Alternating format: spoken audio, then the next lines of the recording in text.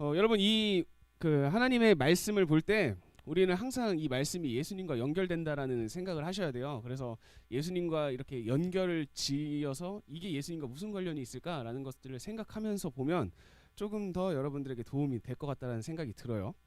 우리 먼저 24장 1절부터 한번 보도록 하겠습니다. 자, 우리 24장 1절과 2절을 읽을 거예요. 1절, 2절 말씀 같이 읽어보겠습니다. 시작. 또 모세에게 이르시되 너는 아론과 나답과 아비후와 이스라엘 장로 70명과 함께 여호와께로 올라와 멀리서 경배하고 너 모세만 여호와께 가까이 나아오고 그들은 가까이 나아오지 말며 백성은 너와 함께 올라오지 말지니라. 네. 지금 이 말씀은요. 그 출애굽기 19장부터 제가 잠깐 보여드릴게요. 출애굽기 19장부터 제가 되게 중요하다고 했었죠. 여기에서 하나님이 우리에게 하나님을 알려주시기 위해서 인간의 언어로 하나님을 계시한 사건이 19장부터 시작이 되거든요. 그런데 이 19장을 큰 틀로 나누면 19장부터 큰 틀로 나눠보면 19장은 10계명이 등장을 해요. 네, 10계명이 등장을 하고요. 그리고 20장부터는 그 10계명의 조금 더 세부 항목, 그러니까 이스라엘 법규라고 하면 좋을 것 같아요. 이스라엘 법에 대해서 20, 21, 22, 23장 그리고 24장 2절까지가 그 법규에 대한 설명인 거예요. 그래서 그 법규에 대한 설명을 하는데 하나님께서 모세에게 이 말씀을 무엇이라고 이야기를 하냐면 너가 그리고 이스라엘 백성들이 나를 만나러 올라올 건데 어떻게 올라올 건지에 대해서 설명을 하고 있는 거거든요. 그런데 이 2절 말씀을 보면 모세에게 이렇게 말하죠. 모세만 여호와께 가까이 와라. 네, 모세만 하나님께 가까이 갈 수 있고요. 그리고 그들은 가까이 나오지 말래요. 여기서 그들은 누굴까요? 네, 1절에 나와 있는 사람들입니다. 1절에 나와 있는 사람들. 1절에 보면 모세 말고 너는 누구? 아론, 나답, 아비후, 이스라엘 장로 70명. 이 사람들은 이 2절에서 나오는 그들이에요. 그러니까 그 사람들은 같이 올라오지만 모세처럼 가까이 오지는 마라고 이야기를 하고요. 그리고 나머지 이스라엘 백성들은 산에 아예 올라오지 말 것을 이야기합니다. 자, 하나님께서 그러면 왜 이러한 구분을 지어놨을까요? 하나님을 만나러 오는데 왜 모세는 가까이 오고 나머지 사람들은 산 중턱에 있고 그리고 그 이스라엘 백성들은 아예 올라오지 못하겠을까요? 그 이스라엘 법규 이야기를 하면서 그 장면이 나와요. 하나님께서 이 테두리를 설정해주고 이스라엘 백성에게 야 너네 여기는 더 가까이 오지 마. 아무리 내가 궁금해도 가까이 오지 마라고 했던 이유가 뭐라고 했는지 기억나요, 여러분? 네, 하나님이 너무나 거룩하시기 때문이에요. 하나님이 너무나 거룩하고 반면에 우리는 너무나 거룩하지 못하기 때문에 하나님께 가까이 가면 갈수록 우리는 죽을 수밖에 없는 존재이기 때문에 하나님께서는 가까이 오는 것을 막으셨다. 그것은 뭐예요? 반대로 얘기하면 우리를 어떻게 하시기 위해서? 보호하시기 위해서, 우리를 보호하시기 위해서 이러한 구분을 해놨다는 것을 여러분들이 기억을 해주시면 좋을 것 같아요. 자, 시내산 언약 체결 장면을 제가 그림으로 한번 보여줄게요. 이게 시내산이에요. 이게 시내산인데 산 밑에는 이스라엘 백성이 있겠고요. 그리고 산 중턱에는 아론, 나답, 아비후 70명의 장로들이 그 산 중턱까지만 올라오게 했고 가장 위에는 모세가 들어가게 했어요. 자, 이거를 우리가 성막을 통해서 보면 좀 성막이랑 되게 비슷해요. 자, 성막 구성을 잠깐 보여드릴게요. 성막 구성이 이렇게 생겨 있어요. 연두색이 뜰이고요. 그 다음에 파란색이랑 그 핑크색이 합쳐져 있는 부분이 성소예요. 그리고 그 안에서 핑크색 부분이 지성소입니다. 그러면 뜰은요 이스라엘 백성들이 다 들어갈 수 있었어요. 이스라엘 백성들이 다 들어갈 수 있었고 성소는 제사장만 들어갈 수 있었고요. 그리고 지성소는요 네, 대제사장만 들어갈 수 있었습니다. 자, 지금 이러한 구성을 살펴보면 하나님께서 왜 하나님의 임재, 그러니까 하나님을 만나기 위한 장소에 한 명, 대표하는 한 명만 선택을 하셨는지 좀 알 수가 있을 거예요. 하나님은 너무나 거룩하신데 인간은 그에 비해 거룩하지 못한 존재이기 때문에, 그래서 하나님을 만나면 죽을 수밖에 없기 때문에 하나님께서는 인간을 보호하시기 위해 이렇게 하셨다라는 것을 여러분들이 기억하시면 되겠습니다. 그러면 지금은 어떨까요, 여러분? 지금은 사실 이게 의미가 없습니다. 왜 의미가 없을까요? 왜 의미가 없을까요, 여러분? 네, 예수님 때문이죠. 예수님께서 십자가에서 돌아가시는 그 순간에 성소와 지성소를 구분하고 있는 휘장이라는 게 찢어지죠. 그런 것을 통해서 예수님을 통하면 우리는 하나님께 바로 다이렉트로 갈 수 있는 그러한 권한이 부여되게 되는 겁니다. 그러니까 사실 예수님이 우리에게 주신 거는요, 우리가 생각하는 것 이상이에요. 이스라엘 사람들한테는 더더욱. 이스라엘 사람들 입장에서 저 지성소에 들어간다라는 것, 그거는 상상도 못하는 거죠. 왜냐하면 제사장이 되어가지고 성소에 들어가는 것도 되게 감격스러워했는데, 지성소에 들어간다는 것은 두렵기도 했고, 그리고 되게 영광스러운 일이었겠죠. 그런데 그것을 예수님께서 우리를 위해서 죽으심으로 그냥 우리는 바로 가게 되는 거죠. 우리가 마치 대제사장이 되어서. 그래서 지금 이 구성은요, 지금 현대에서는 크게 적용이 되지 않습니다. 뭐 예를 들어서 뜰은 일반 우리 성도들, 뭐 성소는 뭐 장로님들, 권사님들, 지성소는 목사님들, 이런 거 아니에요. 우리는 여기에서 모든 사람들이 지성소로 바로 갈 수 있어요. 누구만 있으면? 예수님만 있으면. 이걸 여러분들이 기억해 주시면 됩니다. 그러니까 예수님께서는 이 모든 것들을 허무셨다라는 것. 그리고 또 하나를 또 생각해 보면, 우리가 지성소로 들어가지 못하게 하신 하나님의 이유가 뭐라고 했죠? 보호하기 위해서였죠. 그런데 우리는 예수님을 의지해서 나아가면 지성소로 들어갈 수 있다. 이것은 무엇을 의미하죠? 예수님이 있으면 우리는 죽지 않는다라는 거죠. 하나님을 만날 때 우리는 죽지 않는다. 그 이유는 뭐냐면, 우리는 죄인이지만 예수 그리스도를 믿는 순간 우리에게는 의롭다 칭함이 주어져요. 그러니까 우리는 죄인인데 예수님을 믿는 사람에게는 너는 내가 의인으로 여길 거야 라는 칭함이 주어진다는 거죠. 그러면 거룩하신 하나님 앞에서 예수님의 보혈을 힘입어 나오는 사람은 비록 죄인이지만 하나님 눈에는 의인처럼 보이는 거예요. 그래서 이 사람이 죽지 않게 되는 겁니다. 그래서 이러한 예수님의 은혜를 우리는 이 시내산 구분과 그리고 성막 구분을 통해서 더 크게 느낄 수 있다는 사실을 여러분들이 기억을 해주시면 좋을 것 같습니다. 자, 3절 말씀으로 가보겠습니다. 네, 3절 말씀을 보면, 모세가 와서 여호와의 모든 말씀과 그의 모든 율례를 백성에게 전하매 그들이 한 목소리로 응답하여 이르되 여호와께서 말씀하신 모든 것을 우리가 준행하리이다라고 말하고 있습니다. 자, 여기서 보면 여호와의 모든 말씀과 그리고 여호와의 모든 율례, 이렇게 두 가지가 나오죠. 여기서 말하는 말씀은 제가 처음에 19장에 등장한다고 이야기를 했던 10계명입니다. 10계명. 네, 10가지의 핵심 계명이 모든 말씀이고요. 그의 모든 율례는요, 그 뒤에 이어서 나오는 하나님께서 이스라엘 백성들에게 주신 법규, 라고 생각을 해주시면 될 것 같아요. 그래서 모세가 이제 24장 2절까지 말씀하셨던 하나님의 그 말씀을요, 이스라엘 백성에게 와서 이제 전달을 하는 거예요. 이 전까지는 모세가 혼자 하나님께 들었던 거고, 이제 3절부터는 모세가 그 들었던 말씀을 이스라엘 백성에게 전달하는 거죠. 딱 전달을 했는데 이스라엘 백성들이 어떻게 하죠? 다 지키겠습니다 라고 고백을 하죠. 자, 여기서부터 이 고백으로부터 이제 앞으로 나올 것이 시작이 됩니다. 그러니까 그 하나님과 인간 사이, 하나님과 백성 사이, 하나님과 우리들 사이의 모든 언약은요, 무엇으로부터 시작이 되냐면 하나님의 말씀이 계시되고 그 계시를 들은 사람의 결단으로부터 시작이 돼요. 내가 지키겠습니다, 내가 준행하겠습니다 라는 결단으로부터 시작된다라는 것을 여러분들이 기억을 해주시고요. 자, 24장 4절 말씀을 가면, 이 모세가 하나님으로부터 들은 모든 말씀을 기록을 해놓습니다. 그래서 그 기록한 게 결국에는 이 창세기, 출애굽기, 레위기, 민수기, 신명기가 되는 거예요.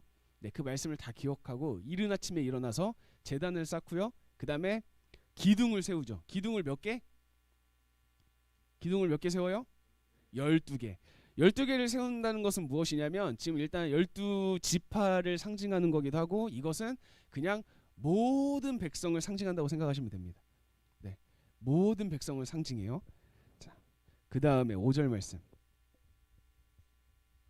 자, 이스라엘 자손의 청년들을 보내서 여호와께 소로 번제와 화목제를 드리게 하고라고 이야기를 하고 있는데, 여기서 한번 살펴보겠습니다. 번제와 화목제는 이제 제사 종류예요. 제사 종류인데, 제사 종류는 나중에 레위기를 할 때 제가 조금 더 구체적으로 설명을 드릴게요. 그런데 오늘은 번제와 화목제에 대해서만 먼저 보려고 하는데, 번제라는 것은요, 히브리어로 올라예요. 올라. 히브리어로 올라라는 단어가 번제인데 무슨 뜻이냐면 위로 올라가다라는 뜻이에요. 그래서 번제는 태우면 연기가 위로 올라가죠. 그래서 그것을 다 하나님께 올려드린다는 의미거든요. 그래서 번제의 특징은 무엇이냐면 재물을 모조리 다 태워야 됩니다. 네. 재물을 모조리 다 태워가지고요, 재만 남게 다 하나님께 올려드린다라는 의미입니다. 네. 그래서 여러분, 이 올라라는 단어가 그 어원이 어떤 어원이냐면, 여러분 그 이슬람교가 믿는 신 이름 아세요? 알라. 알라가 이거의 어원입니다. 그러니까 알라는 건져내다, 구원하다, 위로 끌어올리다라는 그런 뜻이 있어요. 그래서 이 알라랑 올라는 같은 개념이다라는 걸 여러분들이 기억하면 좋을 것 같아요. 기억해 놓으면. 그래서 번제는요, 위로 올리는 제사. 이것은 하나님께만 드리는 거예요. 내가 모든 영광을 하나님께 올려드립니다. 그래서 수직적인 제사입니다. 수직적인 제사. 하나님과 인간 사이의 제사가 바로 번제고요. 그리고 화목제. 화목제는 그 히브리어로 보면 쉘라밈이에요. 쉘라밈이 화목제인데, 그것의 원형 명사를 보면 이 쉘렘이라는 히브리어입니다. 쉘렘. 근데 이 쉘렘은 뜻이 무엇이냐면 보답하다, 감사하다, 평화라는 의미가 담겨 있어요.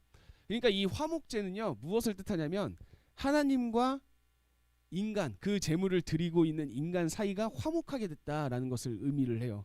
네, 이 제물을 드린 이 제물의 피로 말미암아서 하나님과 내가 원수 사이였는데 그 제물의 피 때문에 내가 하나님과 화목하게 되었다라는 것을 뜻하는 거죠. 그래서 여러분, 우리가 그 찬양을 보면 예수 그리스도를 찬양하는 그 찬양 가사들을 보면 가끔씩 그런 게 나와요. 화목제로 삼으시고, 이런 찬양. 그러면 예수님을 화목제로 삼으셨다. 그러면 예수님의 죽음 때문에 하나님과 우리가 화목하게 되었다라는 뜻인 거죠. 이해가 되죠, 여러분? 그런데 화목제는요, 중요한 게 한 가지가 있어요. 번제는 아까 제물을 다 어떻게 했죠?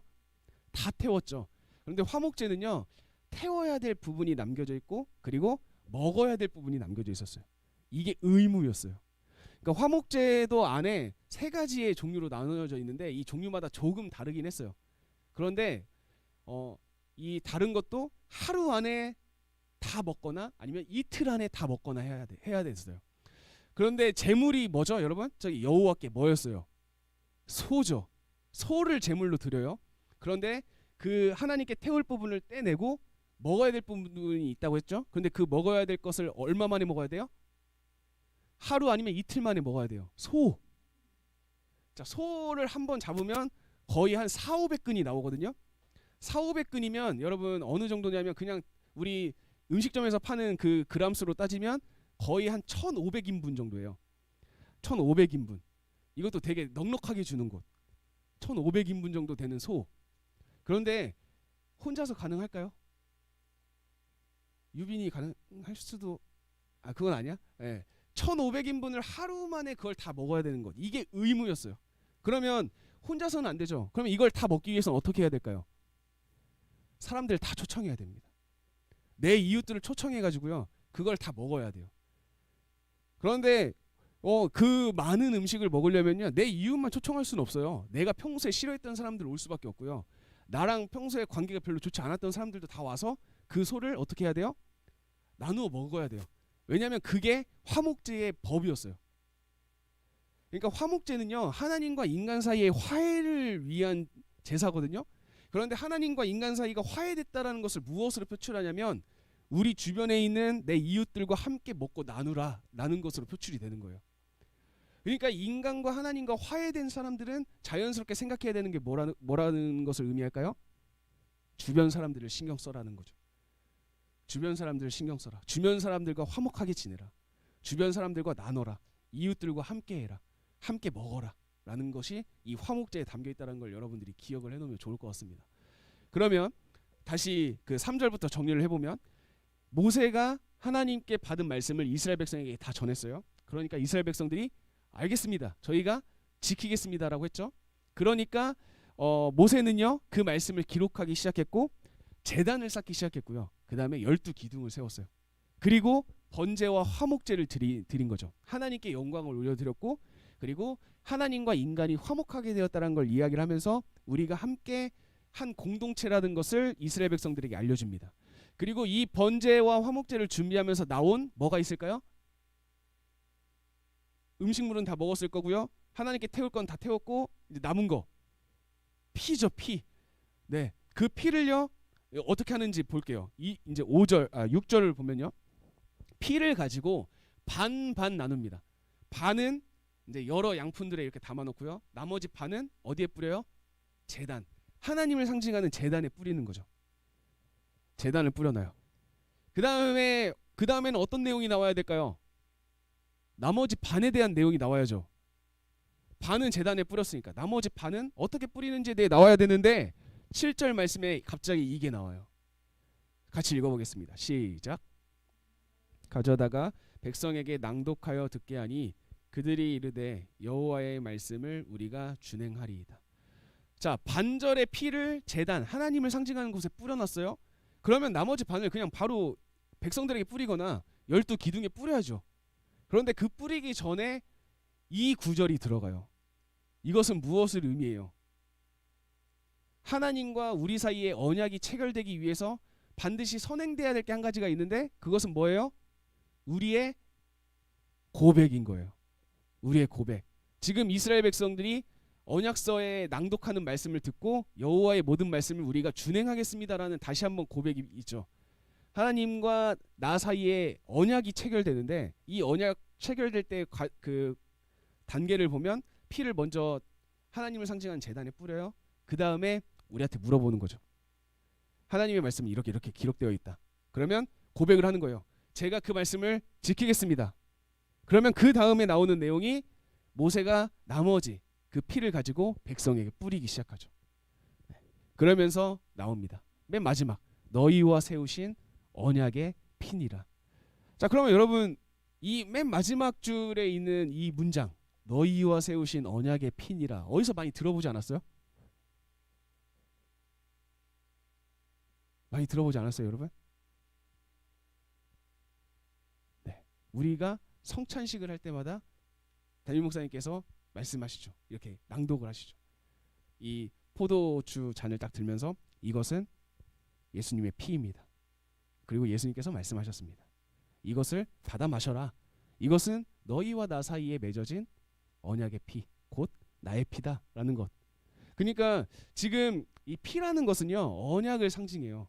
언약을 상징하고 우리가 이 피라는 것을 바탕으로 한 공동체가 되었다라는 걸 상징하기도 해요. 여러분 그 옛날에 독립운동가들이 우리나라 독립시키기 위해서 엄청 노력했던 분들 있잖아요. 그 분들이 한 공동체이며 우리가 한 팀이며 우리가 한 독립운동가다라는 걸 증명하기 위한 방법 중에 한 가지가 뭐였죠? 혈서였어요. 혈서. 그러니까 자기의 피를 가지고 자기의 이름을 적음으로써 피로 맺은 약속을 하는 거죠. 그러니까 피에는요 굉장한 의미가 담겨 있는데 그 피에 대한 의미가 세 가지가 있어요. 첫 번째 속죄입니다. 속죄. 이 피로 말미암아서 우리들의 죄가 사함을 받았다라는 첫 번째 의미. 이게 피가 가지고 있는 첫 번째 의미고요. 두 번째는요 한 가족이 되었다라는 의미예요. 네. 우리가 흔히 이야기하죠. 우리 혈통. 혈통이 뭐죠? 피로 이루어진 가족이잖아요. 피로 이루어진 가족. 혈통. 그러니까 피로 언약을 맺었다는 것은 우리가 혈통이 되었다. 한 가족이 되었다라는 것을 의미합니다. 그리고 이제 여기까지는 우리에게 좀 좋은 의미였다라면 세 번째는 좀 부담되는 의미. 언약 체결의 의미인데요. 만약에 이 언약을 깨면 어떻게 될 거야? 이 피처럼 될 거야. 라는 의미가 담겨 있습니다. 그래서 이 피가 가지고 있는 세 가지 의미를 여러분들이 기억을 하시면 돼요. 그래서 이 피로 맺는 언약을 체결하기 전에 가장 먼저 물어보는 게 그 뭐라고요? 이 말씀을 지킬 수 있겠습니까? 라고 물어보고요. 그거에 대해서 오케이 하는 순간 피로 언약이 체결된다라는 것을 여러분들이 기억을 하시면 됩니다. 자, 그러면 우리가 이제 세례를 받잖아요. 예지 세례 받고 경민이가 입교식을 하는데 그래서 세례를 받을 때 항상 문답을 하는 거예요. 네. 당신 성경에 이렇게 이렇게 되어 있는데 이러한 말씀대로 사시겠습니까? 여러분들 어떻게 해요? 네! 이렇게 대답을 하는 거죠. 여러분 그 대답이 얼마나 무서운 대답인지 아직은 모를 거예요. 네. 그 대답을 통해서 여러분들은 이미 하나님과 그 피의 언약을 맺었습니다. 네. 그러니까 여러분들은 이제 그 언약을 세웠다라는 것을 기억하시고 그 언약대로 살아가는 여러분들이 됐으면 좋겠습니다. 자, 9절 말씀 한번 볼게요. 9절 말씀을 보면 이제 모세와 아론과 나답과 아비후와 이스라엘 장로 70인, 그러니까 아까 전에 산 중턱까지 올라갔던 사람들 있죠? 그 사람들이요, 이스라엘 하나님을 만나러 갑니다. 이거는 하나님께서 초대하신 것 같아요. 느낌이 하나님께서 초대하신 느낌. 자, 그래서 이 올라가서 하나님을 만나요. 보이죠? 이스라엘 하나님을 봤어요. 보니까 그의 발 아래, 그러니까 하나님의 발 아래는 되게 아름다운 보석과 같고 하늘처럼 되게 막 그 웅장했다라는 걸 이제 표현을 하는 거죠. 근데 중요한 건 뭐예요? 여기서 중요한 건 하나님을 봤다는 거예요. 하나님을 봤다는 게 중요하고요. 그 다음에 11절로 가면 하나님이 이스라엘 자손들의 존귀한 자들에게 손을 대지 아니하셨고 그들은 하나님을 뵙고 먹고 마셨더라. 여기선 중요한 게 있는데요. 먼저 첫 번째 이겁니다. 그 산 중턱까지 올라오겠던 그 인물들과 함께 하나님이 무엇을 한 거죠? 식사를 하는 거예요. 함께.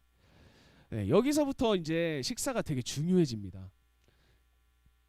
그 성경 속에는 식사 장면이 되게 많이 나와요. 예수님도 되게 많이 나오고요. 그래서 여러분들 그 예수님이 제자들과 되게 진지한 얘기할 때는 항상 무엇인가를 먹고 있었어요.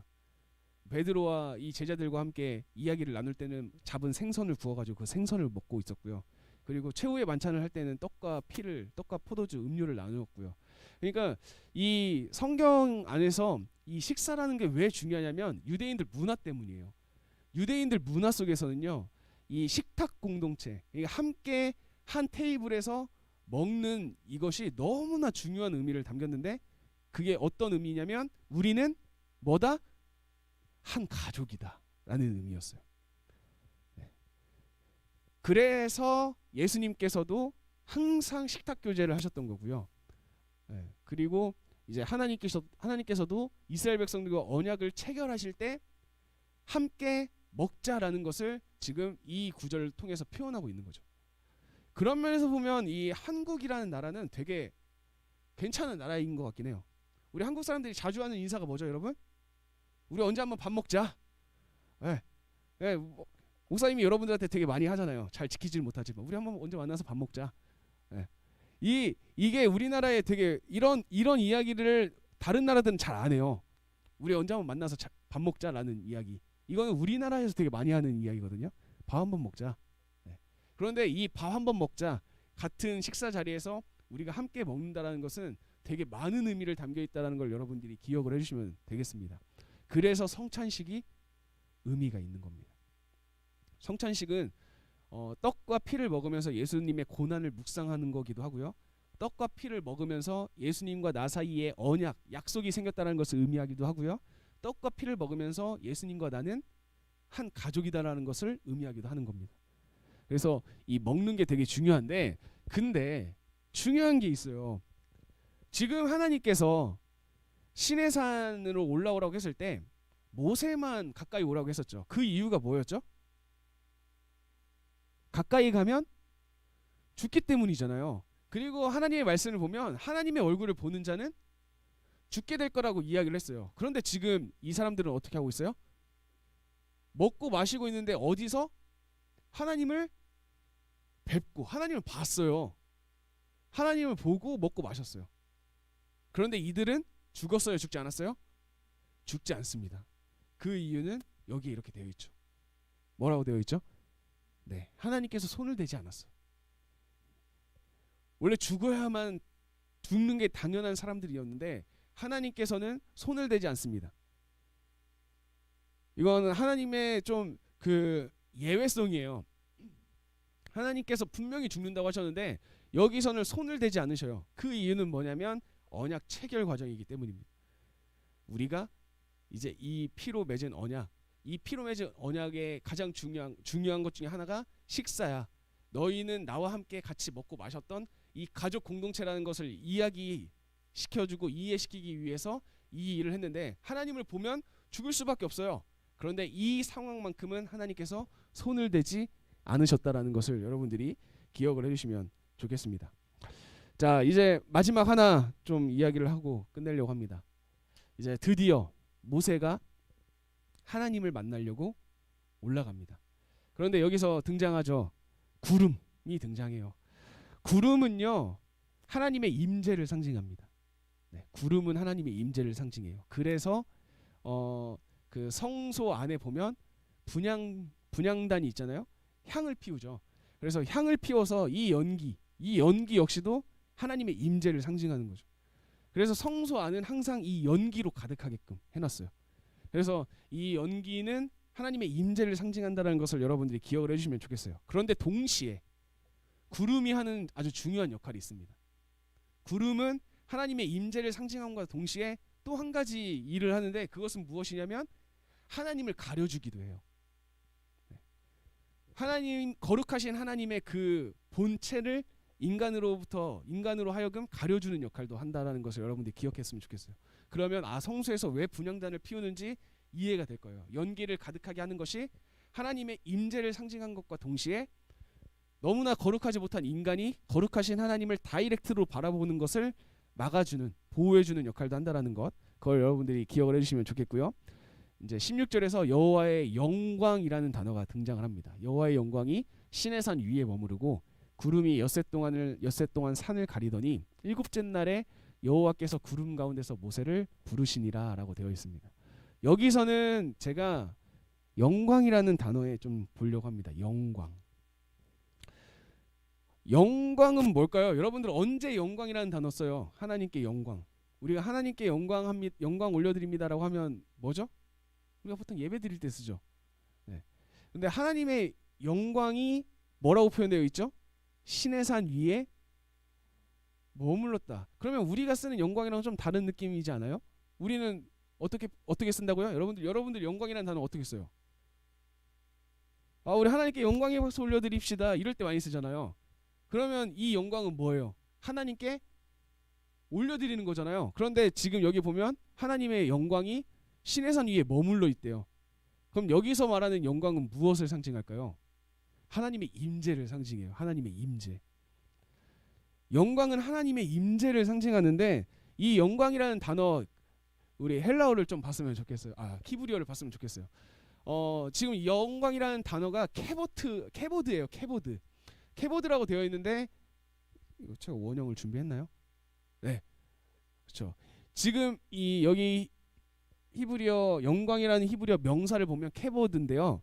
이 케보드의 동사형 원형을 보면 카바드예요. 카바드라는 단어가 이제 영광스럽다라는 의미가 담겨 있어요. 영광스럽다라는 의미가 담겨 있는데, 여기에는 우리가 잘 기억하지 못하는 또 하나의 의미가 또 있어요. 이 단어에는. 그것은 뭐냐면 이겁니다. 무겁다라는 단어예요. 네. 여호와의 영광, 하나님의 임재는요, 우리에게 되게 감격스럽고 우리에게 은혜가 되는 건데요, 또 한편으로는 되게 무거워요. 그러니까 우리에게 되게 부담을 주는 거기도 하다라는 것을 여러분들이 기억을 했으면 좋겠어요. 그러니까 영광이라는 단어에는요, 하나님의 임재를 상징하고, 하나님의 임재는 우리에게 되게 영광스러운 기분, 영광스러움을 주기도 하지만 또 한편으로는 우리에게 무거움을 주기도 한다. 이 무거움은 우리에게 거룩한 부담이기도 하다라는 것을 여러분들이 기억을 했으면 좋겠습니다. 그 부담이 얼마나 무거웠으면 모세, 하나님으로부터 나한테 가까이 와도 돼 라고 허락받은 모세조차도 지금 며칠 동안 준비해요? 6일 동안 준비를 하는 거예요. 6일 동안 준비하고 일곱째 날 때 하나님께서 부르시니까 올라가죠. 심지어 성막에서 지성소, 하나님의 임재를 상징하는 지성소에 대제사장은 1년에 몇 번 들어가요? 한 번 들어가요. 그만큼 하나님의 임재는 영광스럽기도 하지만 무겁기도 하다라는 걸 여러분들이 기억을 했으면 좋겠습니다. 지금 제 이야기가 이해가 되시죠, 여러분? 하나님의 임재는 이런 거예요. 하나님의 임재는 우리가 되게 소중하게 여겨야 될 거. 1년에 한 번 만났어요. 대제사장이요. 이스라엘을 대표해서. 그게 하나님의 임재였어요. 영광. 그런데 우리는 하나님의 임재라는 단어를요, 무수히 사용합니다. 하나님, 오늘 이 예배에 하나님께서 임재하여 주세요. 하나님, 나와 함께 동행하여 주세요. 이러한 기도를 우리는 수도 없이 해요. 그런데 그 기도 안에는요, 우리의 영광스러움, 그것도 같이 있어야 되지만 우리 안에 무거운 마음도 있어야 된다는 것. 여러분들이 기억을 했으면 좋겠습니다. 하나님의 임재가 왜 무거운지는 여러분들이 한번 곰곰이 생각해 보면 생각이 날 거예요. 아, 하나님은 이런 분인데 내가 이런 분과 함께 한다라는 것. 그러면 내가 도대체 어떻게 살아가야 될까? 어떠한 삶을 살아가야 될까? 이런 것들을 생각하면 무거울 수밖에 없다라는 걸 여러분들이 생각해 보시면 좋겠습니다. 그리고 여기에서 마지막으로 여러분들이 기억해야 될 거. 모세도 이렇게 신중하게 하나님의 임재의 자리로 나아갔고요. 대제사장도 1년에 한 번 하나님의 임재의 자리로 나아갔어요. 그런데 조금 전에 이야기했듯이 우리는 그런 하나님의 임재의 자리로 나아갈 때 이런 횟수의 제한이나 상황의 제한이나 우리의 모습의 제한이 지금은 없습니다. 왜죠? 예수님 때문이라는 거. 그러니까 예수님의 죽으심은요, 진짜 어마어마하다는 걸 여러분들이 기억을 해주면 좋을 것 같아요. 우리는 그렇게 크게 와닿지는 않을 거예요. 왜냐하면 우리가 제사를 드려오지 않았고요. 이런 이스라엘 문화권에 우리가 거하지 않았다 보니까 예수님께서 죽으셔가지고 우리가 하나님의 임재를 계속 이렇게 이야기하고 한다라는 게 얼마나 감격스럽고 큰 은혜라는 것을 잘 깨닫지 못할 수도 있겠지만 이스라엘 백성의 입장으로 봤을 때는 이거는 상상할 수 없는 일을 예수님께서 하신 거예요. 하나님과 다이렉트로 우리가 만나고 하나님께서 항상 우리의 곁에 계시고 항상 우리의 주변에 나와 함께 이곳에 임재하게 하신다라는 것. 이것은 예수님께서 우리에게 주신 정말 말로 표현할 수 없는 감사함, 큰 은혜라는 것을 여러분들이 항상 기억하며 살아가는 우리 짠소금 학생부 친구들이 되길 예수님의 이름으로 간절히 축복합니다.